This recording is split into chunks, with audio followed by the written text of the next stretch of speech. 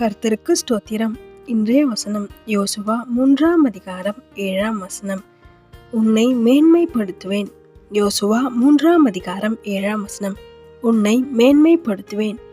இன்னைக்கு ஏசப்பா உங்ககிட்ட சொல்ற ஒரு வார்த்தை என்ன தெரியுமா? உங்களை மேன்மைப்படுத்துவேன்னு சொல்றாரு. ஆமென்.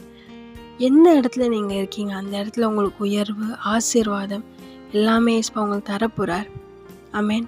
உங்களை ஏராளமாக பார்த்தவங்க முன்னாடிலாம் ஏசப்பா உங்களை உயர்த்தி வைக்க போகிறாரு. இங்கே யாருக்கு இந்த வாக்குத்தத்தம் கொடுக்குறாரு அப்படின்னா யோசுவாக்கு கொடுக்குறாரு.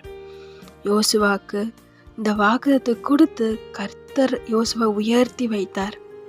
இஸ்ரவேல் ஜனங்க எல்லாரும் முன்னாடியும் யோசுவாவை கர்த்தர் உயர்த்தினார்.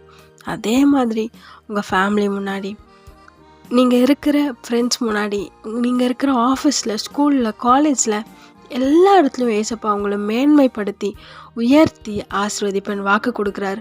சோர்ந்து போகாதீங்க. உங்கள் சூழ்நிலை வேறு மாதிரி இருக்கலாம், உங்களை சோர்வுக்குள்ளே ஆக்கலாம். ஆனால் வாக்குத்தத்தை பிடித்துக்கொள்ளுங்க. ஏசப்பா உங்களை மேன்மைப்படுத்தி எந்த இடத்துல வெட்கப்பட்டீங்களோ அதே இடத்துல உங்களை உயர்த்தி உங்களை ஆசீர்வதிப்பார். இனி நீங்கள் வெட்கப்பட்டு போக மாட்டீங்க. அவர் உங்கள் கூட இருந்து உங்களை உயர்த்தி ஆசீர்வதிப்பார். ஆமேன்.